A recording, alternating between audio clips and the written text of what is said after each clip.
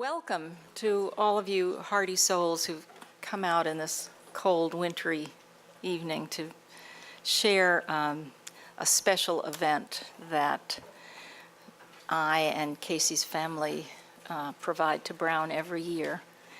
My name is Ruth Goldway. I'm Casey's mother. Here today is Casey's father, Derek Shearer, and his sister, Julie Yanata, who you'll hear from. When Casey was here, it was a different world at Brown. You had Spike's hot dogs on Thayer Street instead of Chloe's vegetarian restaurant. And we were worried about Y2K, not the Facebook downloading of 87 million people. But on the other hand, there's something wonderfully consistent and inspiring about coming to the Brown campus.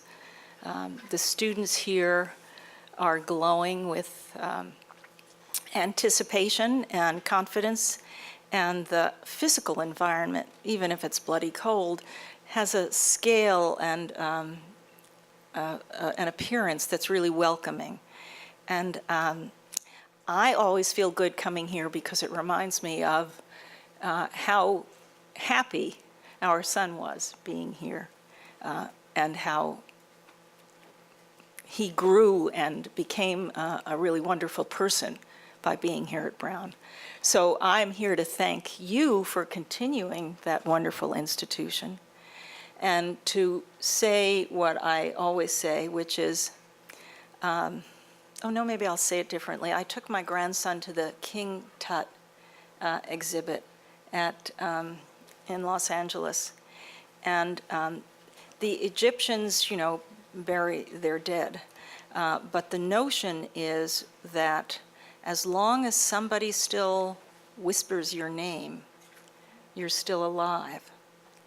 And the irony about King Tut was that his successor dismarked the tomb and removed all the history about him so that nobody knew about him until the 1920s when they discovered his tomb. And of course, he's now the most famous of the emperors. And his name is immortal. And I feel that what we do here today in keeping Casey's name alive means that in some way he is still alive with all of us. So I thank you for doing that. And I want to thank Beth Taylor for what she does and focusing the efforts we've made over the last 18 years in growing the nonfiction writing program, and to wish you all the best of luck in your future.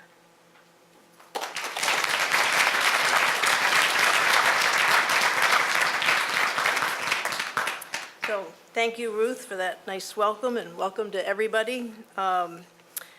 Thank you for being here for this very special event with our honored guest, Rory Kennedy. This is indeed the 18th year of honoring the memory of Casey, and he was one of the best writers in our very first creative nonfiction class at Brown in 1998. You can now find Casey's canon of essays and columns on the website of the Nonfiction Writing Program under the link called Prizes and Awards. A heartfelt hello again to Casey's family and their friends. His legacy continues to be reflected each year as students from all disciplines find training in the writing of journalism, the many forms of creative nonfiction, and the academic essay through our nonfiction writing program. As always, we are grateful to Casey's parents, Ruth and Derek, for creating and generously funding the Casey Shearer Memorial Awards for Excellence in Creative Nonfiction. Today's award winners will read their pieces at the Brown Bookstore in May. The pieces will also be posted on Prospect, the webzine of Brown's best undergraduate creative nonfiction. Now I'd like to honor the winners of the 2018 Casey Shearer Memorial Awards for Excellence in Creative Nonfiction. The second place Casey Shearer Memorial Award for Excellence in Creative Nonfiction for her eloquent essay entitled Postcards, in which she writes clear-eyed letters to her much younger brother, trying to explain the many losses and loves of their blended family. We honor Clarabelle Wu, class of 2019. Clarabelle.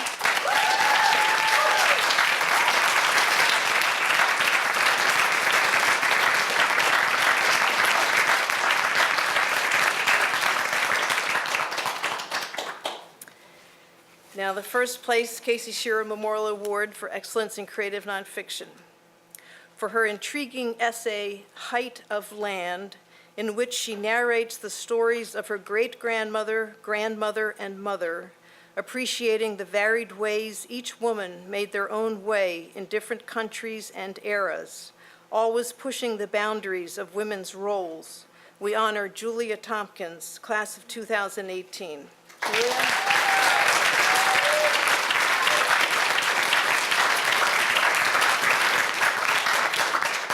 Now I'd like to introduce Casey Shearer's sister, Julia, who will introduce our honored guest.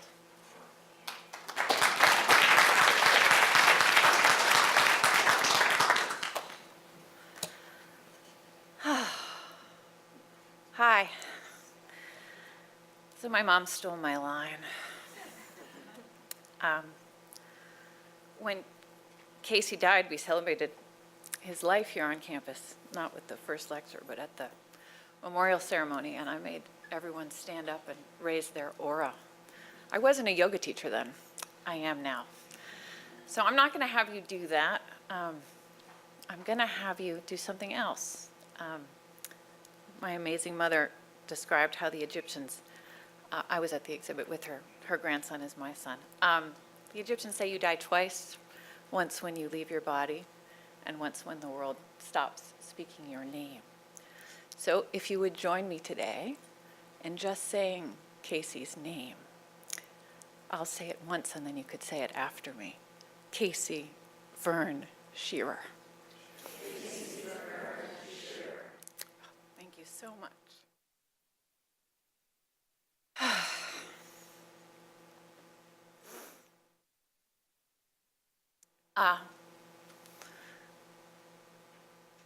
In the yoga that I teach and study, we're taught about two aligned concepts, lineage and legacy. So your lineage is what you come in with, you're born with. All the shit you get from your parents and your ancestors, and you can't really do much about it. Your legacy is what you do with this incarnation, right? So when I come to Brown, I look at all of you students in particular, and I see so much energy and so much promise. And I think, has anybody taught you to think about your legacy, which is really your impact?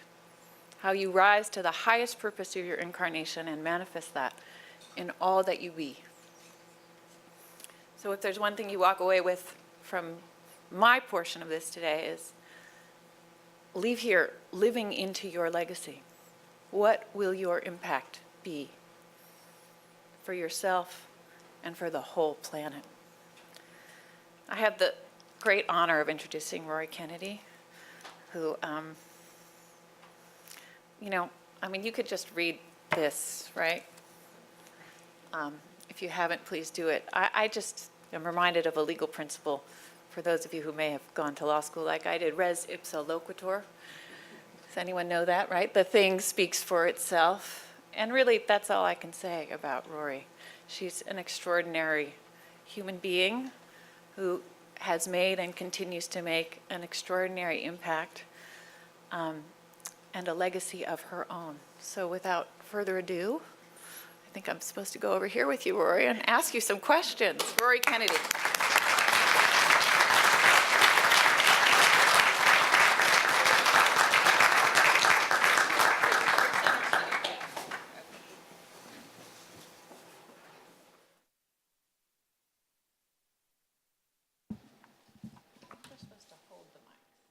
Is that right, Connor?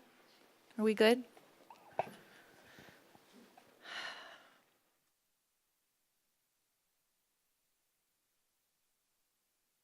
Okay, so why don't we start?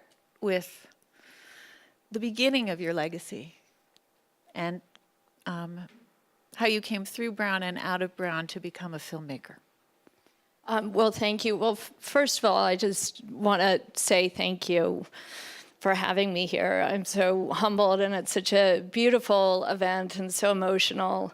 And I appreciate the loss that you all have experienced and what this lecture series means to you. And I think it's such a beautiful gesture towards your son, and I hope to do it some justice. But I'm very humbled, so thank you for having me. Thank you so much. My mother might say my legacy started before I got to Brown. My mom might say something similar. But, you know, Brown had a huge influence on me, and I think the person I am today, and you know, the films that I've made and the work that I've done. And so I'm also very humbled to be back here at the place that I feel like I got so much out of and helped me get on my path in life, and really gave me the tools to do that. So I have a huge amount of gratitude to this institution and the people here and the work, and also the students and all of the contributions they make, because my fellow students had a huge influence on my life, as did the teachers in the institution. But on a very, you know, to kind of drill down to in a very concrete answer to your question, I was a women's studies major here at Brown, and you know, there was many people in my family, including my mother, you know, who really couldn't get her head around what that meant and why I was doing that and how that was going to possibly turn into a career. But in fact, it did, and it had a huge influence on me becoming a documentary filmmaker. And in fact, my final paper I did for women's studies was about women and substance abuse and the difficulties they had trying to get drug and alcohol treatment. And it was particularly focused on pregnant women and women with children. And what I found, at that time, which some of you might remember, there was a lot of stories in the press and the media about crack moms having crack babies. And the response was outrage towards these women, and let's throw them in prison and put them in jail, and that's going to, you know, manage this issue. And when I was doing research on my paper, I found I was able to talk to many of the women in this situation, and what I heard was that a lot of them had tried to get treatment, but had been denied care because programs didn't want the legal burden of having a pregnant woman in their care. And so they categorically denied care to pregnant women, and in fact, 9 out of 10 of these women had tried to get care and couldn't get it. But that story wasn't in the press. It was just that they were crack moms having crack babies. And so I then, you know, in doing these interviews, felt like, this is really outrageous. I mean, we're creating all these policies and they're not based on real facts and on what's actually happening in the world. And we're throwing these women in prison. I interviewed this woman, Rosina Tolliver, who was in North Carolina, and she went to her doctor when she was 6 or 7 months pregnant, and she told him that she had a drug problem. And could he help her? And so he said, well, wait in this room for a moment and I'll be right back. And he went in the other room and he called the police. And they came in and they handcuffed her. And when I interviewed her, she was serving time for delivering drugs to a minor through the umbilical cord. And so, you know, this is what we were doing as a country at the time. And so I was just feeling like the story of these women and what they were going through really needed to get out into the world. And even though I could write about it, I felt like they themselves were so compelling, and that what I could do was bring a camera into their homes and their living rooms and interview them, and then take that and bring it to Capitol Hill. So that's what I did, and I used the paper that I wrote at Brown and turned it into a film proposal. And I went out and I went to a number of production companies, and there was one that I ended up connecting with in Washington called Video Action Fund, and I partnered with this woman, Robin Smith, and and I had no filmmaking experience. I never took a filmmaking class in my life, and I certainly didn't take one here. But I went and turned this idea into a film, and I produced and directed it, and have been making films ever since. And that film was called Women of Substance, and it went on to, it was on Capitol Hill, and it was shown on PBS stations nationwide. And then after that, I partnered with Vanessa Vadim, who is here in the audience and was my partner, and we had a company together called Mayday Media, and I met Vanessa here at Brown, and we went on to make a film about needle exchange and worked together for a number of years, and so that is another impact that Brown has had on my life. Vanessa also went to elementary school with me. We've been friends a while. Would now be a good time to talk about, or to give some guidance or advice to the students in the audience who are considering a career in filmmaking? Sure. I encourage you to do it, and to do it quickly and now, because we need your voices out there more than ever. When I started making films, a camera that was broadcast quality cost probably $80,000, and an editing system that you needed to make a broadcast quality film was about $350,000. So, you can now pick up a camera and use your computer to edit a film. And I think that having the work out there and having your voices out there in the mix and helping to tell these stories is really, really important. So, listen, it's hard for me to sort of just give a broad range of advice to a huge group of people, because I don't specifically know it. And there's a range of ages in here, so I don't know how many of you are interested in filmmaking, but I do think that, going out there and actually doing it is hugely beneficial.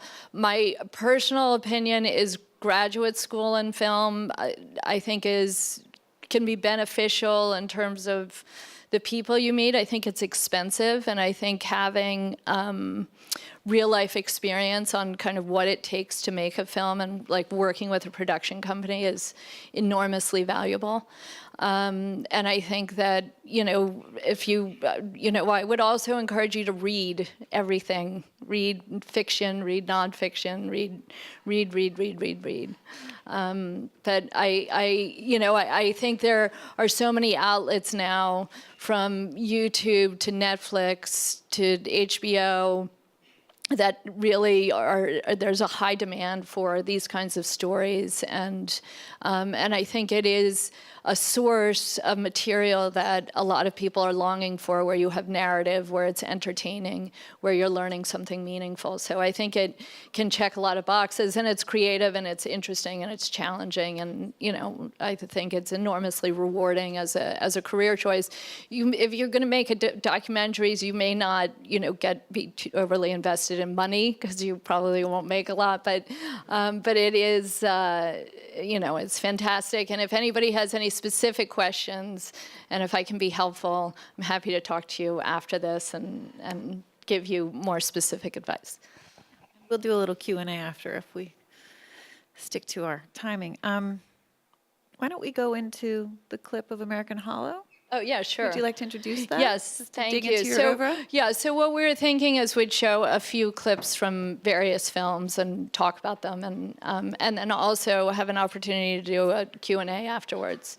So if you have any questions. So the first film clip that we're going to show you is from my first feature documentary, which was called American Hollow.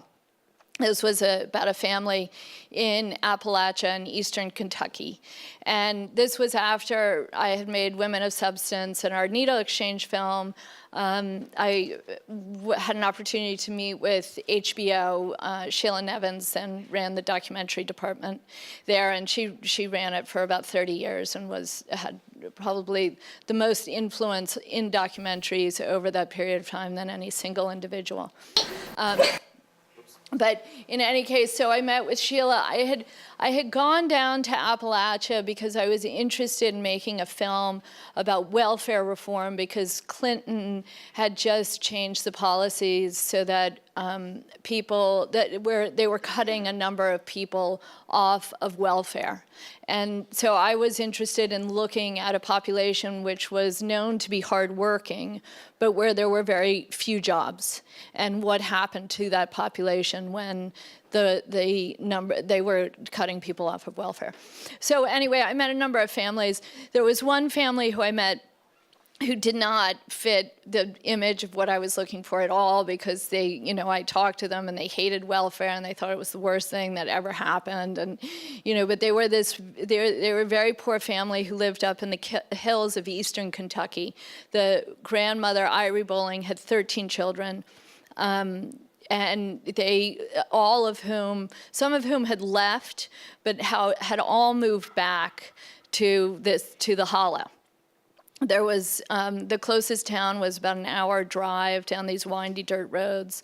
There was very little electricity. Most of the bathrooms were outhouses on the outsides of the house.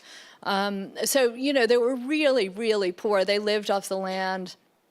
They had gardens. They would go out into the hills and collect bloodroot and ginseng and sell it for money. But yet they had these huge satellite TV dishes outside of their house. So you kind of felt like the encroaching world was coming upon them. And I was kind of interested in this, what's going to happen to this family, and how, and kind of dealing with this real contradiction and this kind of change, and this speaking, just looking back into sort of an old world lifestyle. Anyway, so then I went in to meet with HBO, and I pitched them another idea which they didn't like, and they said, "Do you have anything else?" And I said, "Well, I just met this family," and I told Sheila about them, and she said, "Well, that sounds interesting. Why don't you, go develop that?" So I went and developed it, and they liked what they saw, and then we turned it into a 1-hour film, and they liked that, and then we turned it into a feature film, and it premiered at Sundance and had a theatrical release. So this moment, which I'm going to show you, is Irie's granddaughter, Samantha, who had been in an abusive relationship with her husband, Jody, and she's putting her kids to bed and then decides to go back. He had just had a very violent episode with her, and so this was me spending time and understanding what happened and being with her. So this is Samantha.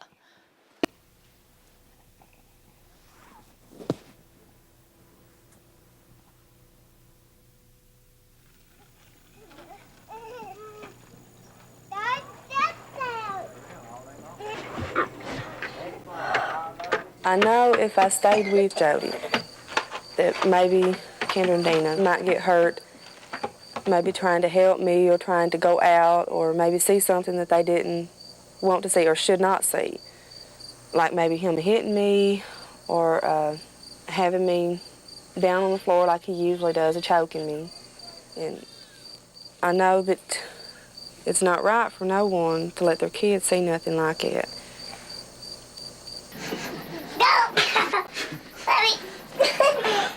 You gotta let me put you in there now, because you gotta get up and go to school in the morning. Probably if I didn't have Kendra and Dina, I'd take him back. But Kendra and Dina, I mean, if you've got kids, that's about all that you do have. I mean, Kendra and Dina's my life. If I didn't have them, I mean, there wouldn't be no use in me being around. 'Cause I wouldn't give them for nothing.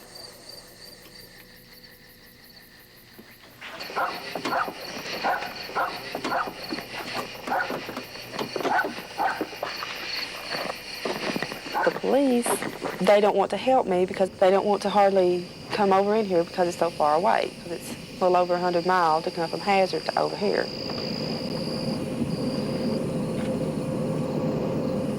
This is where we used to live at.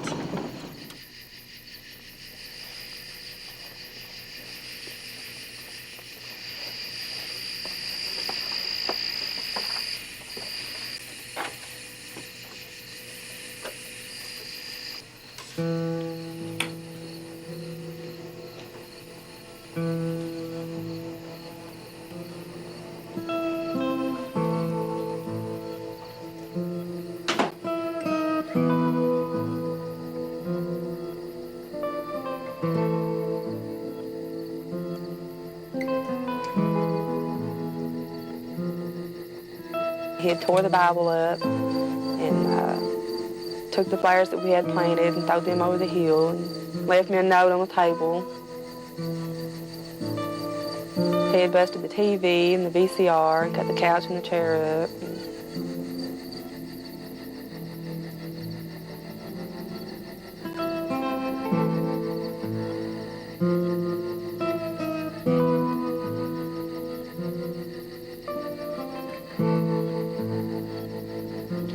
I try not to let it, get to me, but it's just,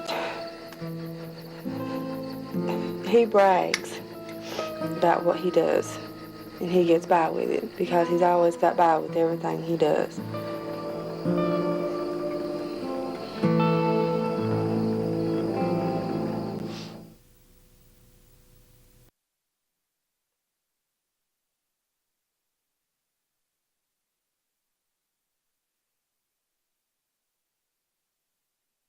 None of my prepared questions really follow that well.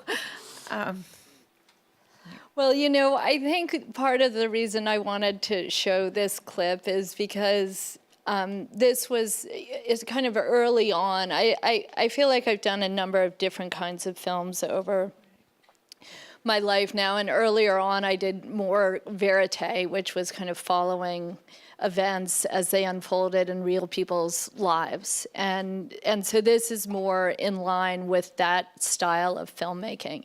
And I think that there's, I did another film pretty early on in my career about the global AIDS crisis. So there's different ways that you can kind of approach this material, right? So sometimes there might be an issue that I'm interested in, and then I want to, identify the issue and then try to find a story to tell as a way to shed light on that issue.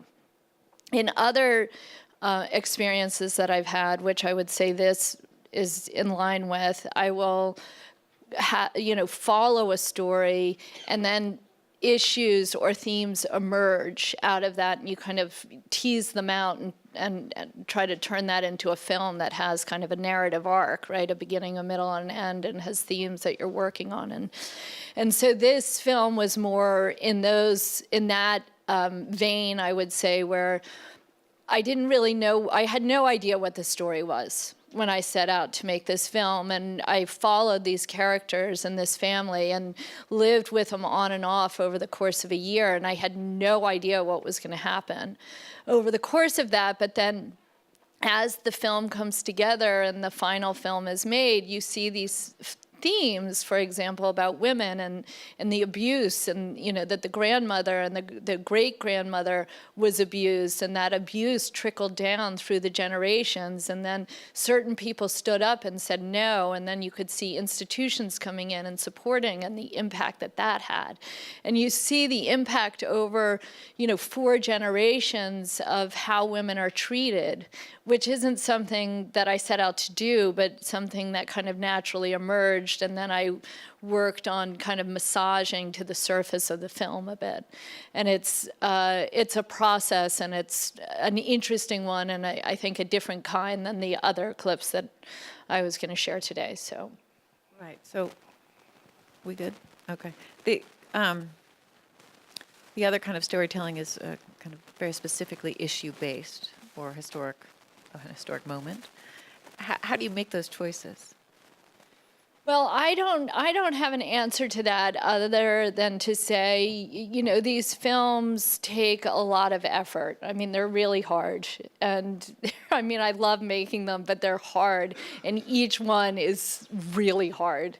And so, I have to be passionate about it. I have to be excited about the story. I have to feel like this is a story that needs to be told, that wants to be told, that I want to invest the time and energy in to tell. And, I have 3 children, my husband, I have to leave them. So there's sacrifice that goes with the making of these that I feel, and it's fine and it's all great, but I don't do it lightly, you know, so there are certain, I mean, it's a range. I mean, I'm obviously, you know, I come from a political family. I'm interested in politics. I'm interested in, you know, issues. I'm interested in issues, you know, particularly that are not being covered in the mainstream press, that people aren't aware of, stories that, you know, you might not know about. But then, you know, one of the clips I also selected is a recent film I did about a surfer, which is, you know, is not a social issue film at all. But, you know, it spoke to me, and for other reasons. Okay. So we can take this two ways. We can go towards Vietnam, or we can go towards Malibu. What do you? Let's start with Vietnam, and then we can end on. We'll keep you guys warm by showing you some nice waves in Hawaii. Okay, great. So why don't we show a clip from Last Days in Vietnam? So this one I really have to set up for you because it's a little bit complicated what we're about to see. But so this film is about the final days of the war. I'm sure many of, you know, everybody in this room is very informed about the war, so I won't, thankfully, go into the history of that war. But so basically, just for those of you who may not know exactly what happened during those final days, prior to 1975, April 30th, which is when the events of this film really unfold, which was the last day of the war. 2 years prior to that, there had been a peace agreement, and the United States helped broker it, and the North and the South decided that they were going to live peacefully together. They weren't going to invade each other. Everything was going to be hunky-dory and fine. And this, you know, obviously the United States had been supporting South Vietnam. The North was communist. And we said in this agreement that if the North invaded the South, we would come back and we would protect the South. And that was under Nixon. Then he left. Watergate, anyway.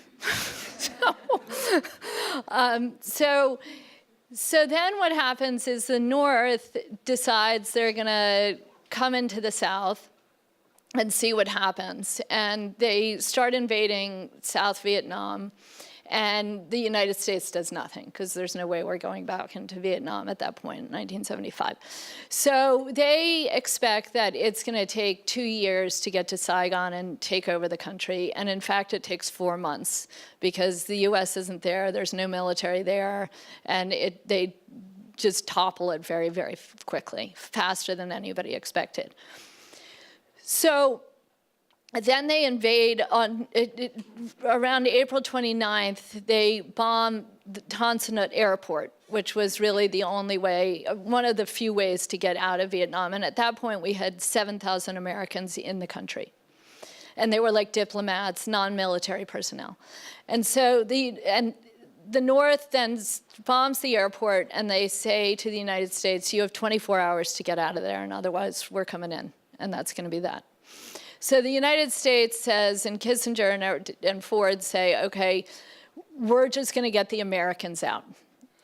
And we're going to get our 7,000 Americans out, and we're going to prioritize that, and we're going to do it out of the embassy, because we can no longer go to the airport. And so so there's a fleet of ships in the South China Sea, I don't know, a mile out, a couple miles out, of American ships. And there are helicopters on those ships that are then going from the ships, flying over the water, and then over land in Saigon, landing on the top of the embassy. And then people are coming into the embassy. Americans are coming into the embassy, but also Vietnamese are coming in. And then they eventually close the doors of the embassy, won't let anybody else in.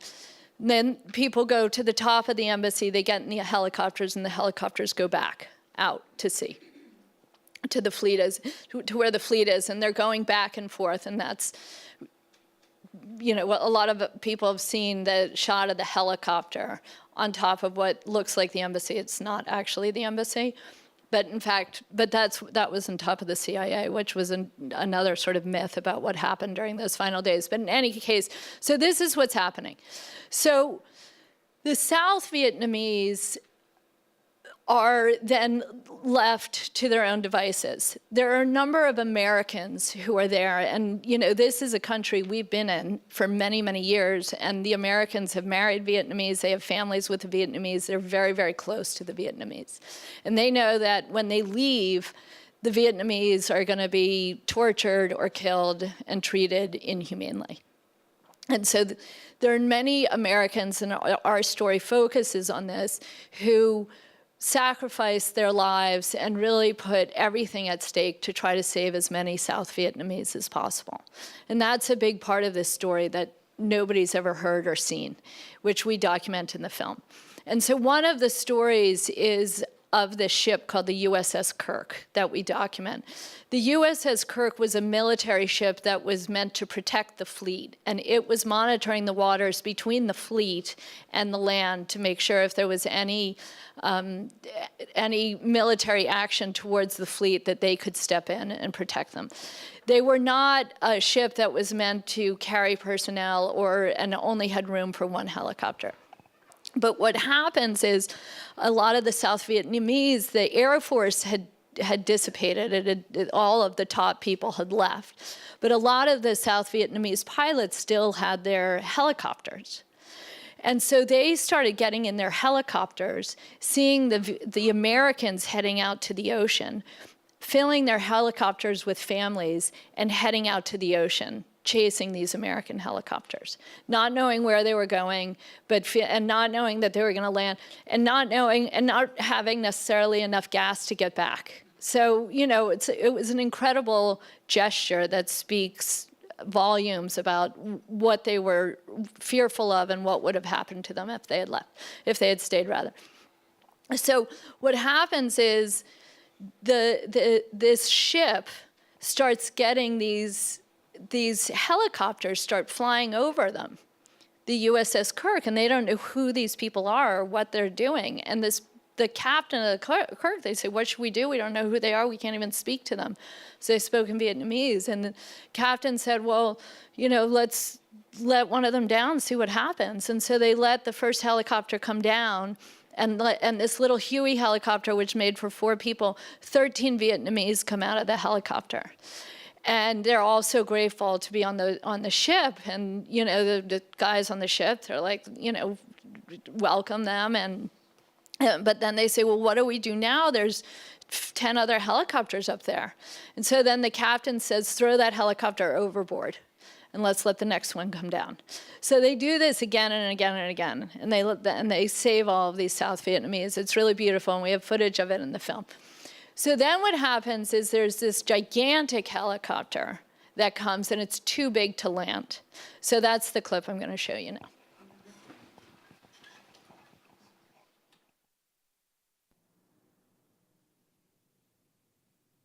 My dad flew a Chinook helicopter in the South Vietnamese Air Force.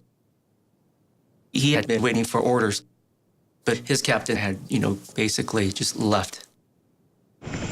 So he and some other pilots picked out the best Chinooks and took off.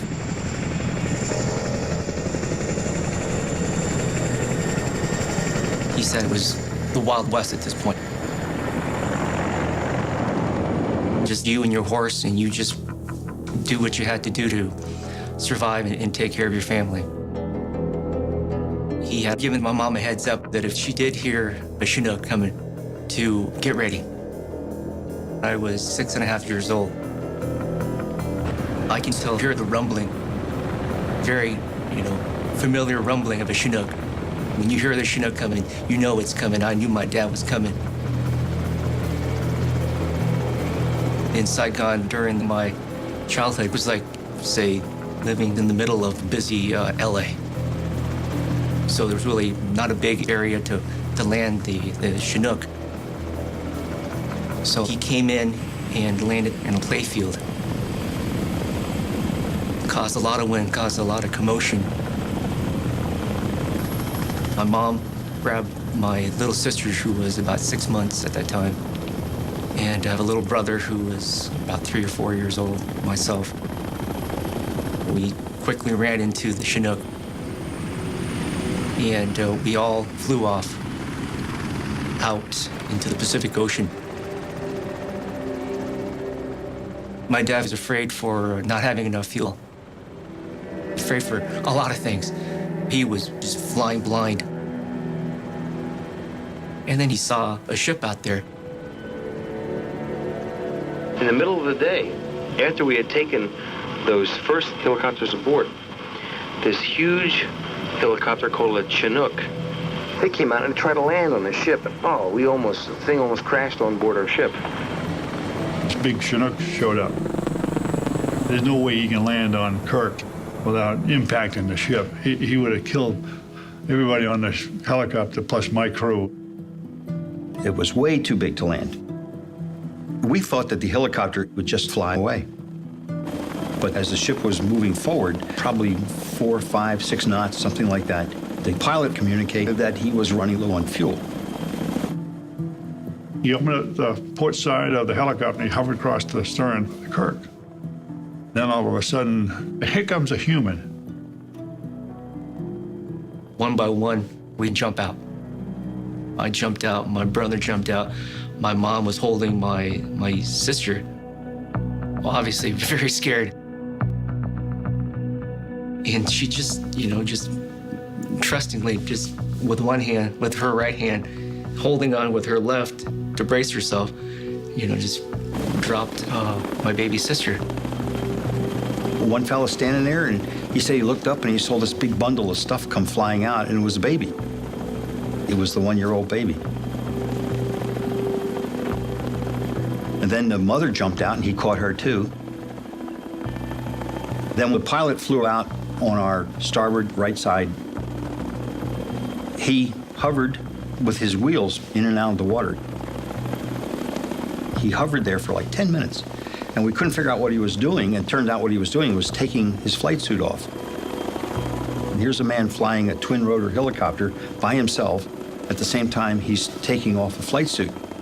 How you do it, I've talked to helicopter pilots, and they can't figure out how he did that. How like a Houdini trying to get out of this thing. And finally, he made the helicopter roll to the right as he stepped out the door on the left.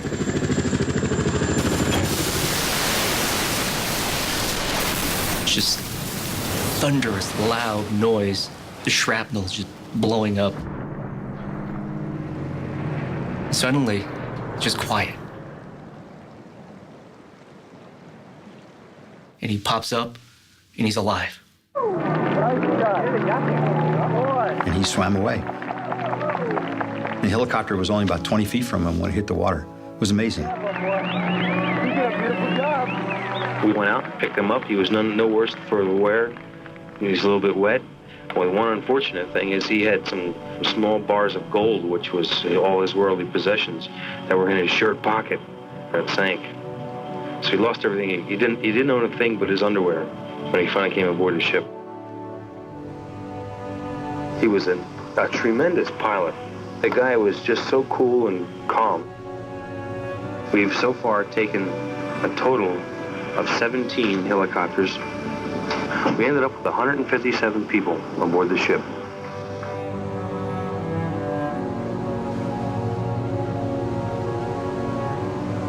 That crew was very special.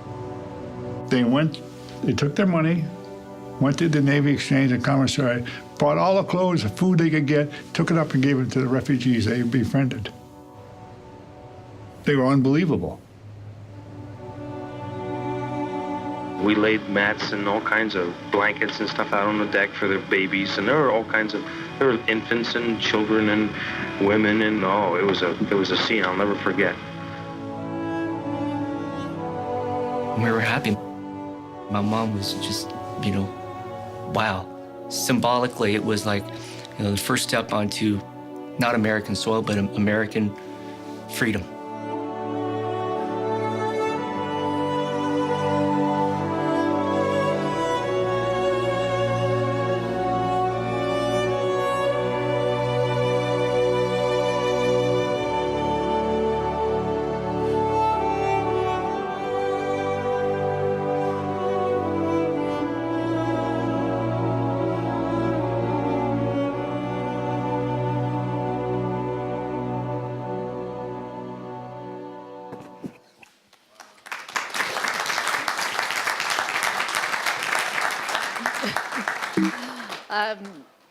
It's really an amazing story, isn't it? It's when I was developing this film, I had just finished the documentary about my mother called Ethel, and I was doing a screening in DC, and I was starting this film, and there were a number of people who I had identified as people who I wanted to potentially interview for the Vietnam film. So I invited them to the screening of Ethel as a way to, introduce myself to them and sort of get to know them and whatnot. Anyway, after the screening, there was a reception, and I started talking to one of the guys who was working at the Library of Congress.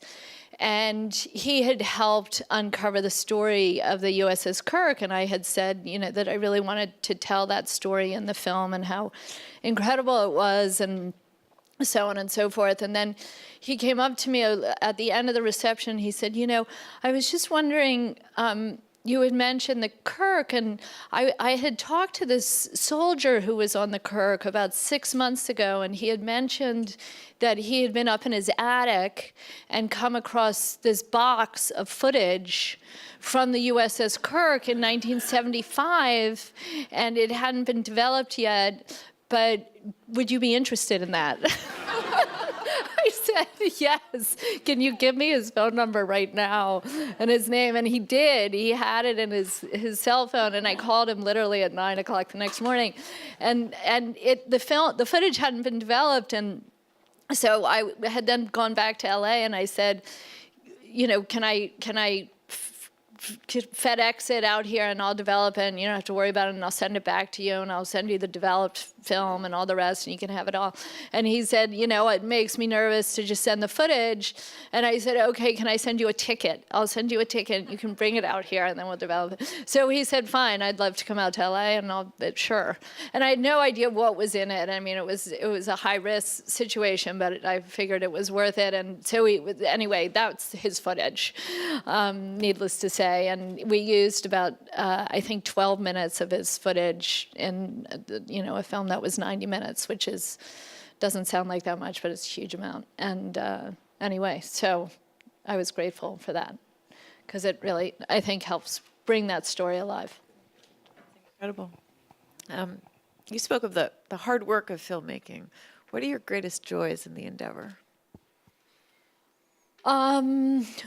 Well, I really love every aspect of it. I mean, I feel like the interview process can be challenging, but I find it often very rewarding. And I like connecting with people at this level and hearing these stories often about, some of the more intense moments in their lives, and kind of helping them get to the point where they feel comfortable telling that. And sometimes, that can put somebody in a vulnerable or difficult position, and sort of working with them in that. I really appreciate those moments, and feel like those are gifts, which, I value. And I love the edit room and the creating of the story, and that can be very challenging and difficult. And, it's often not obvious, and you have to construct it and create it. But I like that process.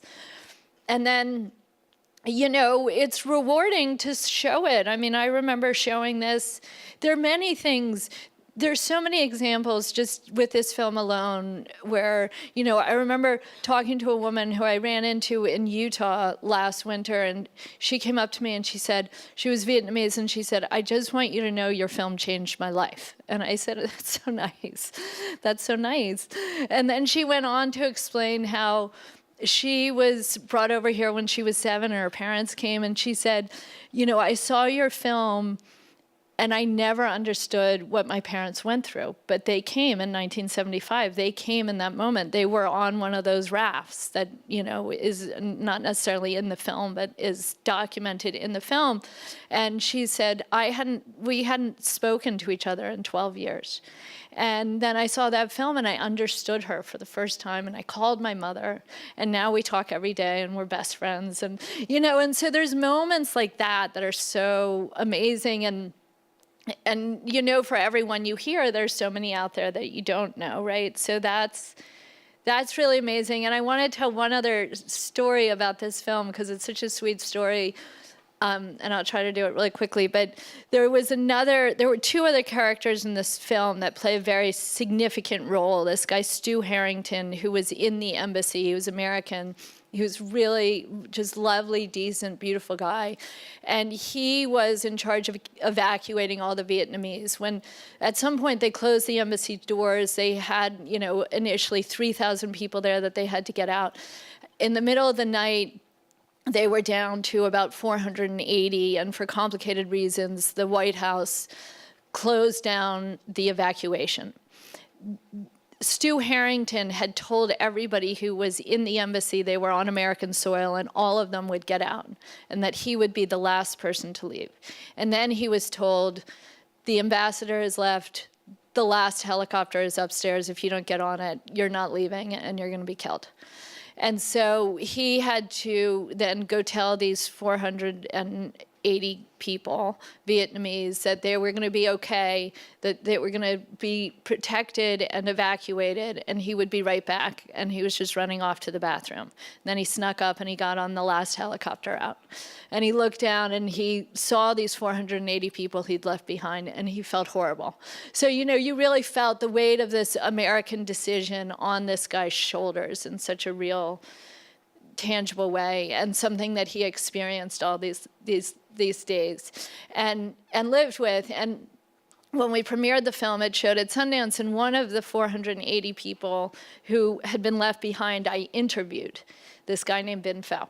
And so then we're at Sundance, and the first question, and none of these guys had seen the film, but I asked them all to come up on stage with me. And the first question out of the audience is to Stu Harrington, how did you feel about having left these people, and did you ever think you'd run into one? He said, it was my nightmare that I would have a nightmare almost every night that I'd run into one of these people, and what was I going to say to them? And then Binh Pho takes the microphone and he says to Stu Harrington, Binh Pho being the Vietnamese who had been left there, he said, Stu Harrington, I want you to know I forgive you. I forgive you for leaving me there. And then he talks about how it had changed his life and how it had really been a gift to him and all the rest. And it was really beautiful. But then the film got nominated for an Academy Award, which was really great, and it's very hard to get tickets for the Academy Awards. But in any case, I was able to get 2 extra tickets, and so I wanted to invite Stu Harrington and Binh Pho as guests. So I called Stu Harrington, and he said, great, I would love to come. And then I called Binh Pho, and I said, will you be, my date for the Academy Awards? And I said, Stu Harrington is coming. And he paused, and I said, what's up, Ben? And he said, who would have thought 40 years ago when I was stuck in that embassy looking up at Stu that I would then be going to the Academy Awards and walking down the red carpet with the guy who left me there. But it was incredible. Beautiful. That's incredible. Yeah, it's really hard to segue into women in filmmaking, so maybe we should segue into Laird Hamilton. What do you think? Sure.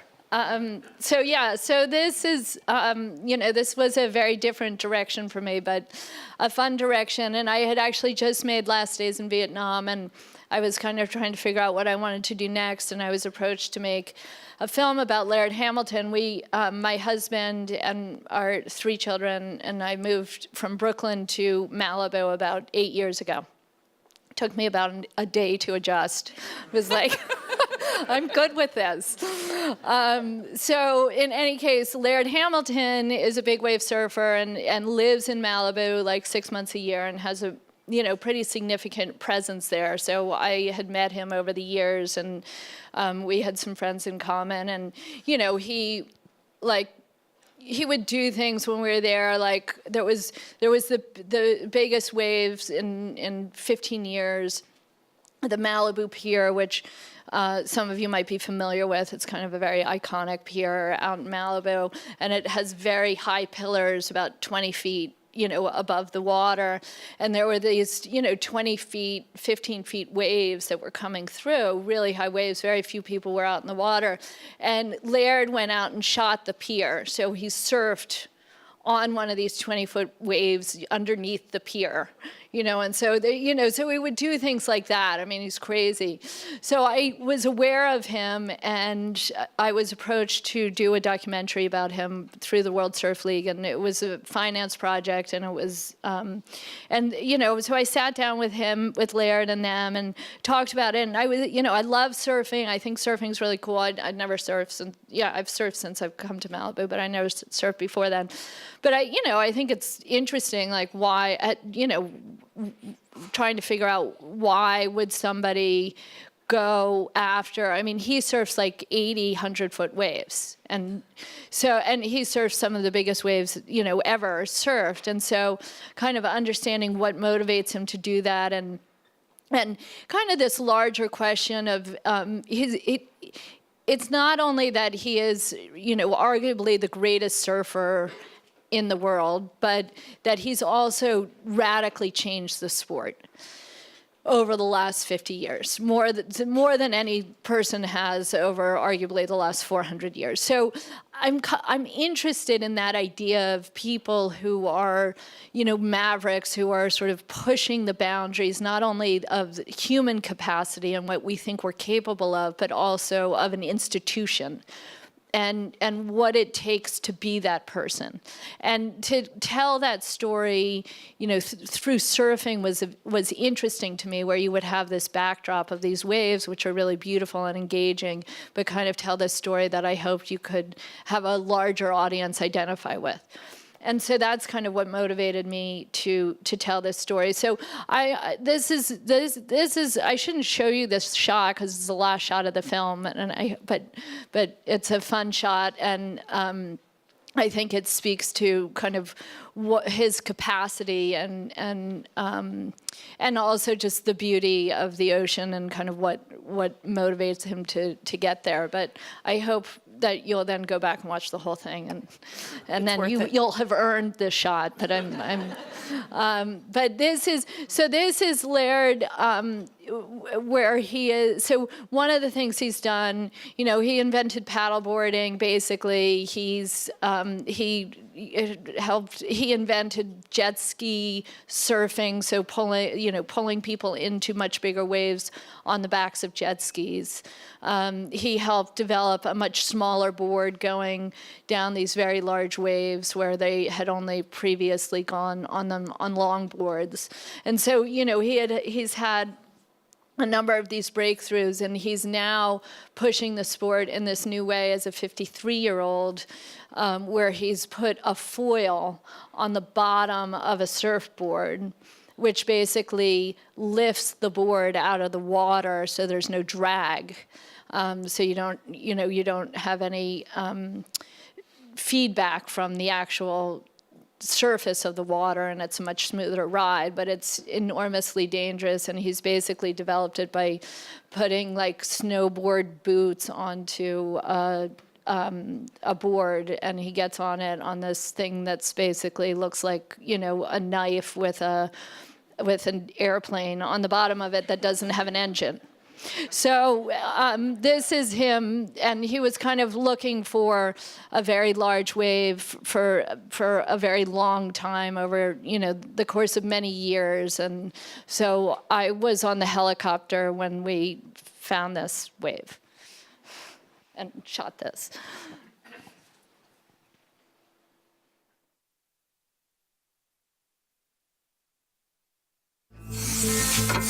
When I'm out on the big water and my partner puts me on to a giant wave, there's something really pure about it. I wasn't into this whole competition thing. I'm naturally pulled towards exploration of the unknown and the undone. We'll see you all later. In the beginning, there's 1,000 20-year-olds, and they're just frothing at the bit. And then there's 250 30-year-olds, and then there's 100 40-year-olds, and you start to get to 50 and 60, and there's like me and Terry.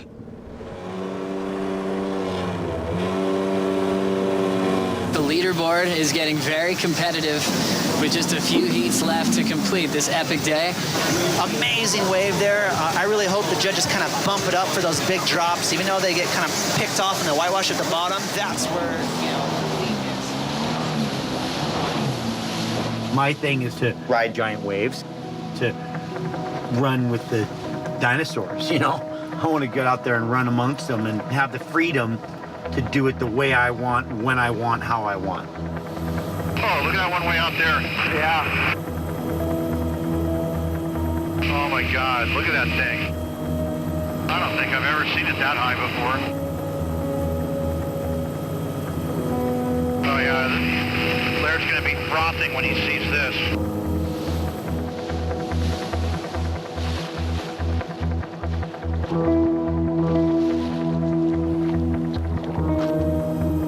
Okay, we got some energy here.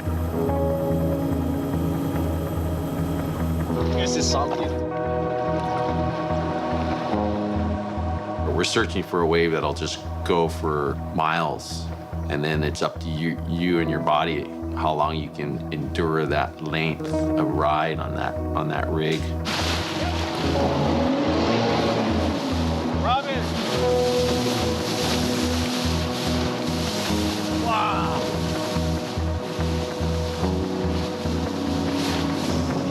Laird completely redefined what it meant to be not just a surfer, more importantly, a waterman. And here's a person that epitomizes that and hasn't just, you know, talked about it, written about it. He's lived it.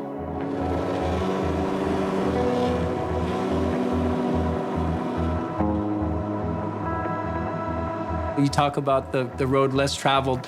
Laird has taken a road that nobody has traveled, and he's made it work. He's found a way to compete without competing.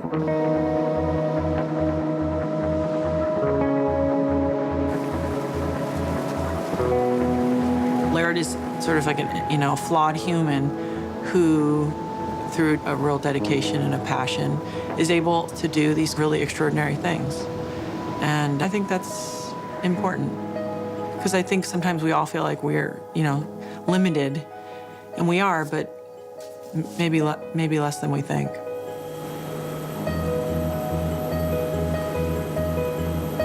Oh, there we go. Oh, beautiful.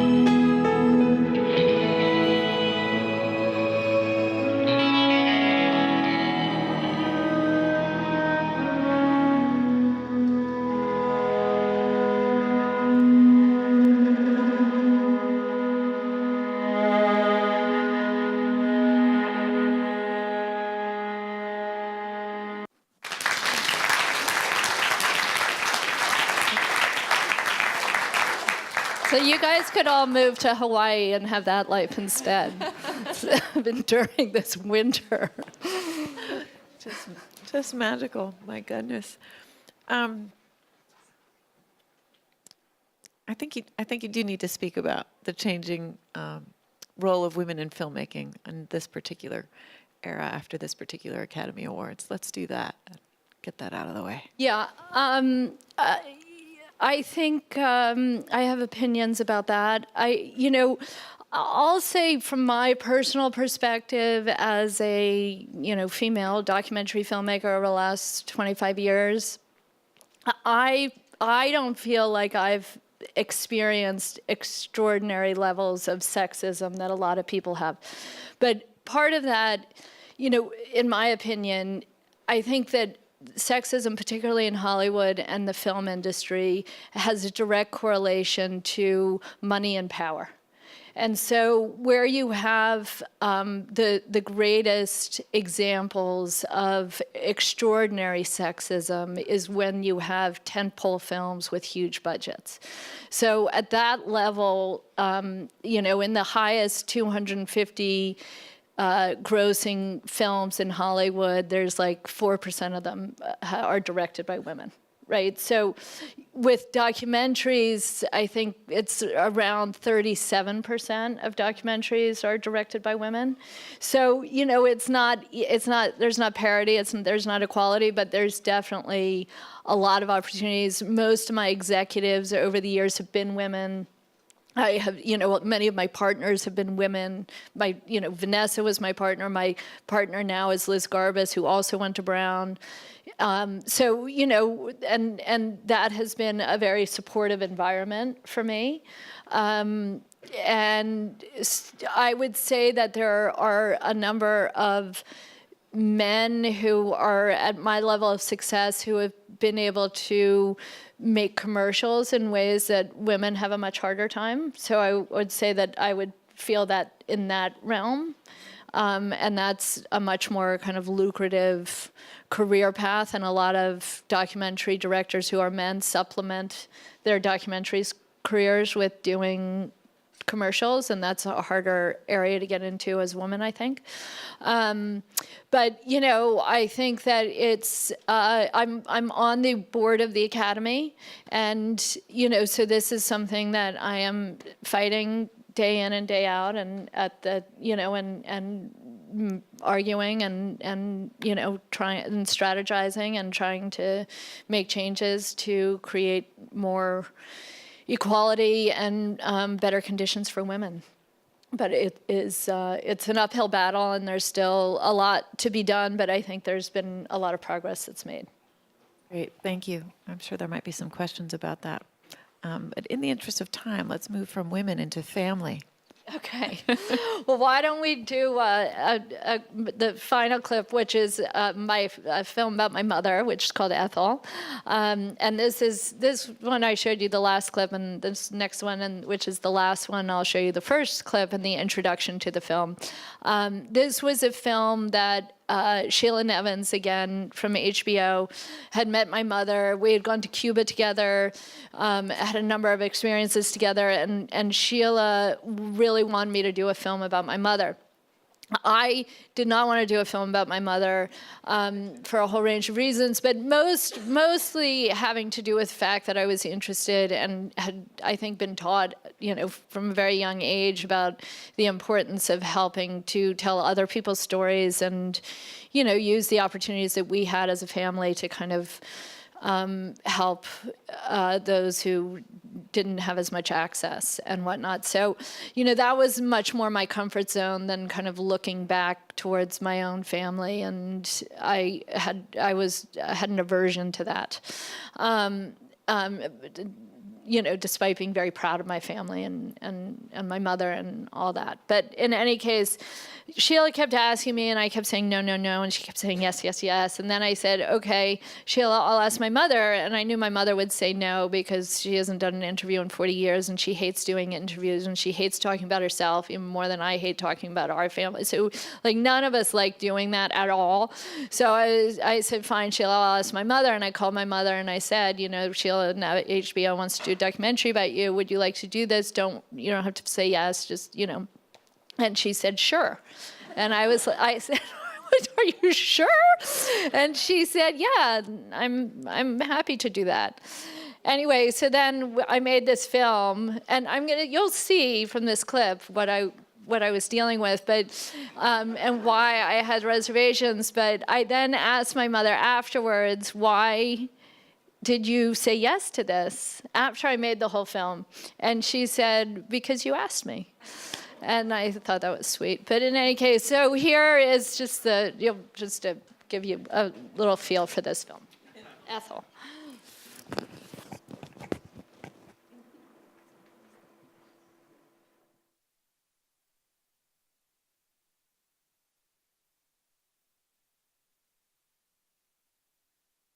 There should be volume. It's just music, so I would hum if I had a, but you're not missing much content.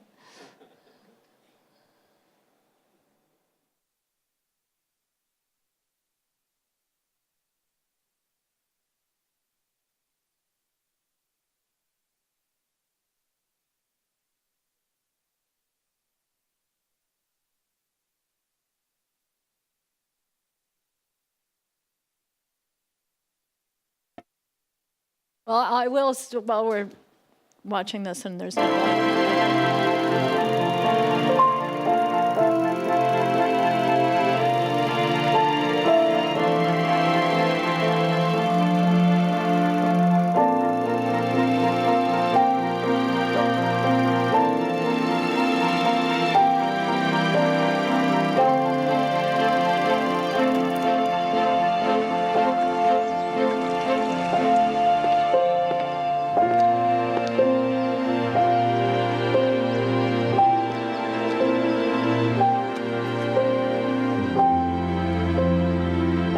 Grace, the peace of God our Father, the Lord Jesus Christ be with you all. We remember the birth of Robert Francis Kennedy and his rebirth into the new life of the kingdom. I was reading the beautiful statement on the monument here. What we need in the United States is not division. What we need in the United States is not hatred. What we need in the United States is not violence and lawlessness, but is love and wisdom and compassion toward one another.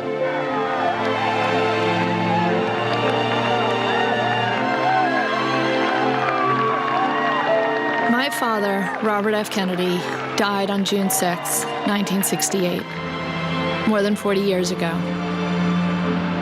I'm Rory, his last and 11th child. Because I was born 6 months after my father's death, I never had a chance to know him. I was raised by my mother, Ethel Kennedy.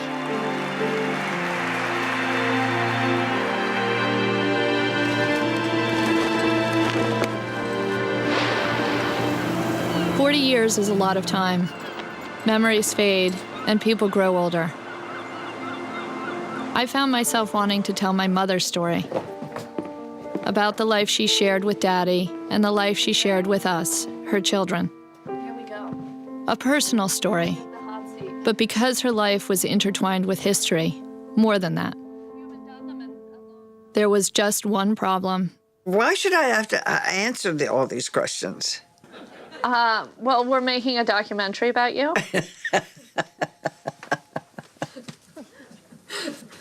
Such a bad idea. Luckily, I had my brothers and sisters to talk to, and there are a lot of them. My name is Kathleen Hardington Kennedy Townsend.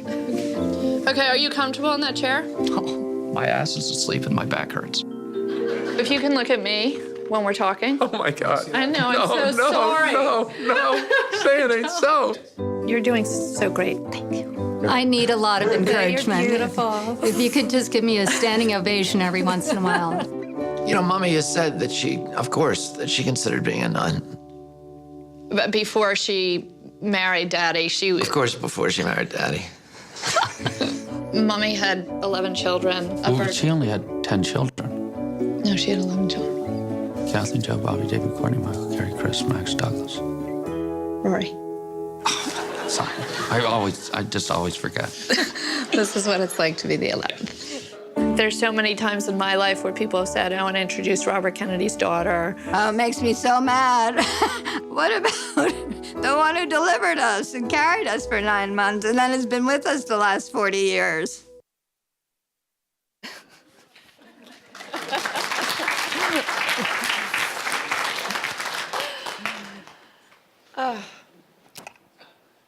I think we have to open this up to questions. Yeah, I mean, please, there are 2 mics. Come on up.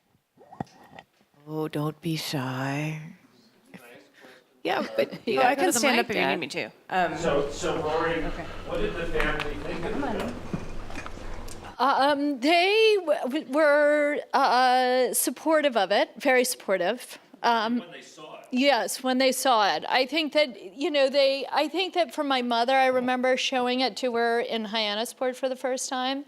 And honestly, I think her reaction was one of sort of just self-consciousness, just hearing your voice and then seeing all of these images of herself and seeing her speak and just made her self-conscious. But that she appreciated very much, I think, what the film said. And I think this film also premiered at Sundance and then, went on to have a theatrical and was shown on HBO. I think part of the experience of the film, I mean, it's one thing to watch it, and I think I obviously had to cover some difficult territory, and so I think that's always hard. But I think that she has, I think that people have come up to her and they recognize her story in a way that they didn't understand before, right? So I think that she appreciates that, and I think she appreciates that, her life, which has been so varied and where she's experienced so much, to kind of encapsulate it into 90 minutes and to try to capture some of these ideas and themes again, and some of the greatest footage of her. I think there's something in that process that she appreciates, and it's something that she would never ask for. She's never written a book. She's never wanted her story to be told in that way. And I think that she was humbled by it, And I think that my family, my siblings, also equally appreciate how the film, probably more than any other, entity, was able to help her story emerge a little bit more, and that there's a sense that, she's deserving, even though she's always, stayed in the background largely. Sandy. Yeah. You can just talk, I think. I'll just talk. You can. Such a master storyteller. It's just so inspiring. But I'm so curious about the use of music. Partly because my son is a musician, but he really cares about how it changes, enhances, shapes the story. And I'd like to hear, how you chose it, what you thought about with that. Yeah, I mean, I think music can really make or break a film, and I think that it can be very, very powerful and important. I try to work with people, composers who are really good at this kind of work. I would say it's not my strength. I mean, I'm not a musician, and it's not something that I come to naturally. And when I give notes on music, I'm a little like, it needs to be more emotional, or it's too happy, or whatever. I mean, I try to be a little more articulate than that, but they're like, well, do you think it's the strings? And I'm like, were there strings in that? So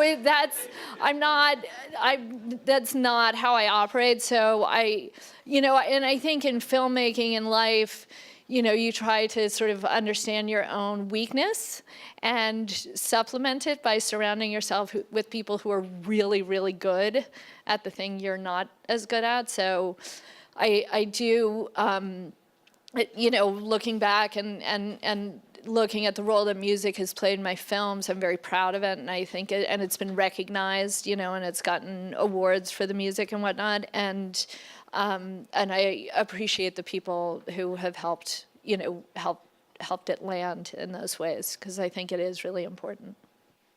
Hi, Rory. Is it okay to take this one, or do you want to do yours? Okay, thank you. Thanks so much for coming and talking with us.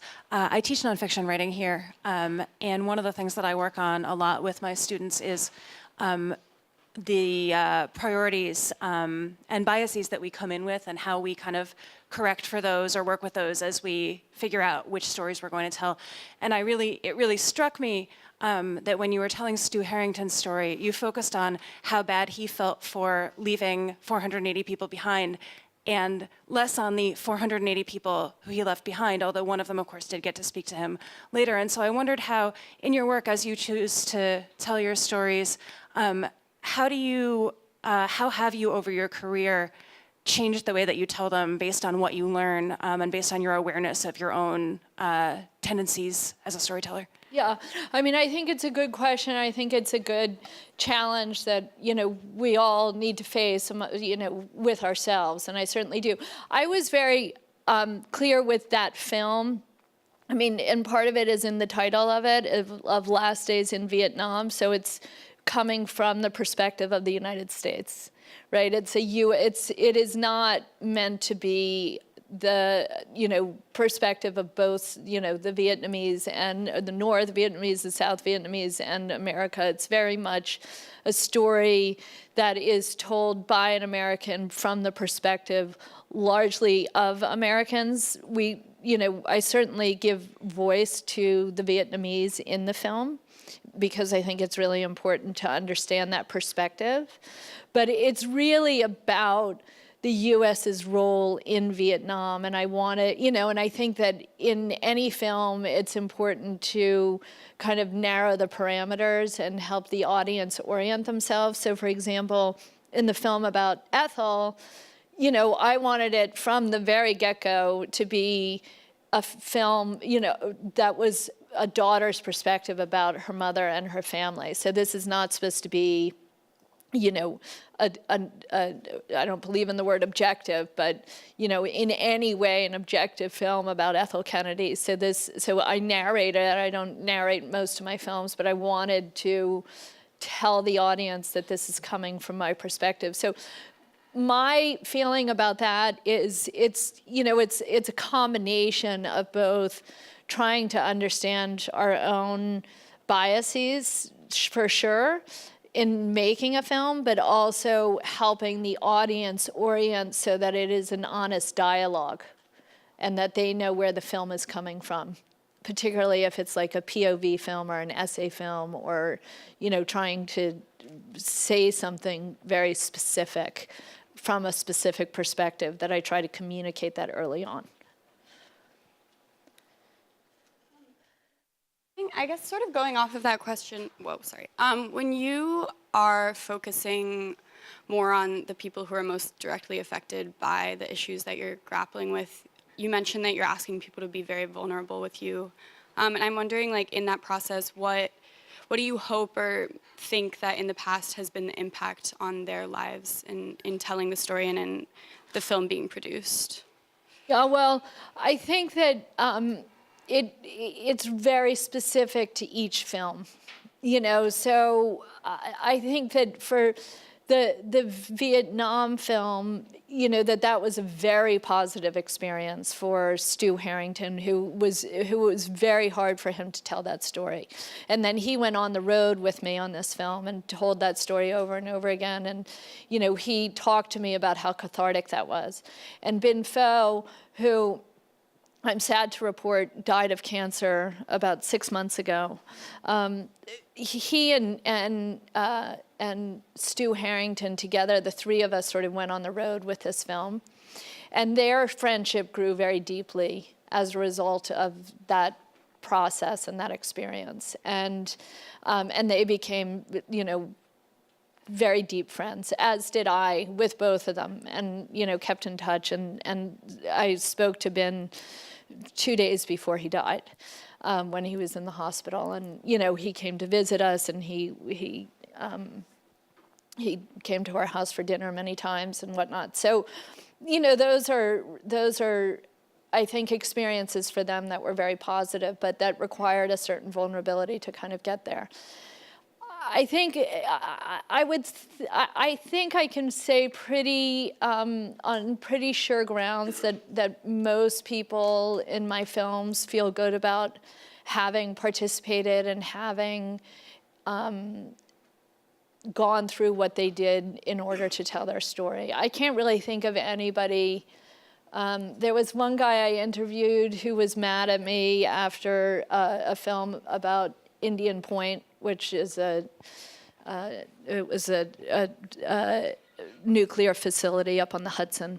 And so he wasn't really vulnerable in the film in any way. He just did an interview, and then he didn't like the film, and so he was pissed about that. But, so I can't say everybody's been thrilled to be in my films, but I think in large part it's been a positive experience. And, and I think that generally when I'm asking people to go to that point and be vulnerable in those ways, I'm with them. And I feel like they're gonna feel good about it, So it's not like I'm asking somebody to do that and then I go mess with them in some way. I don't really make those kinds of films.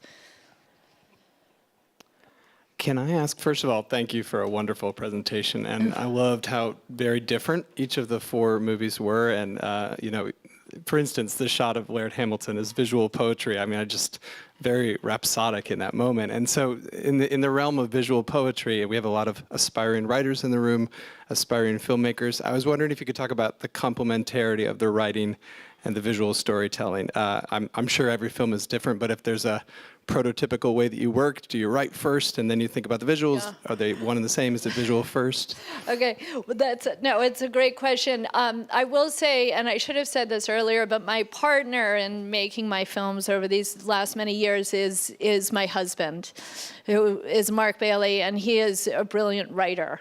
And so, he comes at these projects as a writer-producer, and I come as a director-producer. And so he plays a huge role in the edit room, in helping to shape the film, and he never comes on shoots with me, which I think helps because, like I go on a shoot and then I'll be like, oh, and then there was this little baby and it was born, it was so cute, and we have to show that, and he'll be like, it doesn't make the cut, it's not part of the story. And so, he's a narrative film writer, and he writes books and a whole range of things, but he has a very strong sense of story. And so I think that he has helped me become a better filmmaker and helped, in shaping these films, not just in the edit room, but also in the way that we shoot them and the kind of story that we're going after and the level of research that we do and, and the questions that are asked, and all of that process is part of a kind of storytelling effort. So, it's not just like, oh, let's go film this situation. I mean, with American Hollow it was, because we just didn't know where that was going. But then with a story like Last Days in Vietnam, where there's a lot of different ways to tell it, we really honed in and narrowed in on this story of kind of the Americans and what happened over the course of that last 24 hours, and wanting it to kind of come across as like a ticking time bomb, like this, and structured in that way. And so there's a lot of, structure and for lack of a better word, manipulation and, construction that goes on in that process to try to have a film that kind of delivers and is always, an effort towards truth, but hopefully will be a good experience for an audience and will be compelling. And, Laird is a 53-year-old man, and we told a story in 90 minutes or 100 minutes, however long the film is. So there's a lot of choices you're making over the course of that to tell a narrow story that's going to be compelling and have a beginning, middle, and end, and have, these, we do a 3-act structure in most of our films,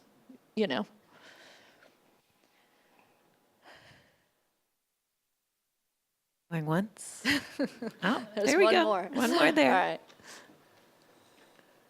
Thank you for coming to speak with us. I was just curious to know what you felt were the biggest issues which have yet to be covered, whether in documentary filmmaking or journalism, and also how you get the inspiration for the stories that you tell. Well, one of the greatest stories that have yet to be covered. I mean, I don't know that. I mean, listen, I feel like the most important issues right now are happening in front of us every day on the news, and you know, there's a lot going on that is hard to process even over the course of, you know, an hour, let alone to sort of look at things from a historical perspective and to try to see kind of the big picture of things. But you know, personally, I feel like there are a lot of really big issues going on that we're not necessarily grappling with as a world, like climate change. You know, climate change, I mean, we just finished a film about NASA that has a lot to do with climate change, but, you know, we as a population we don't have the option of not dealing with that, but we're not dealing with it, right? So that doesn't end well. You know, overpopulation is a huge issue that if we don't kind of come to terms with as humanity is going to destroy us. Nuclear weapons, you know, and how that gets handled and how we kind of avoid having the you know, world destruction, I think are so these are, you know, these are issues that I think are hugely important, and you know, that there's this sense that there's nobody really looking after everybody. You know, there are all of these fractions, and then there's humans who are flawed and imperfect, and it doesn't quite add up to preserving us. And then there's AI and other issues that, you know, we're gonna like be the pets of the future machines pretty soon. It might, if we don't get a handle on things. So, you know, those are a few of the issues that keep me up at night, but hate to leave you on that note.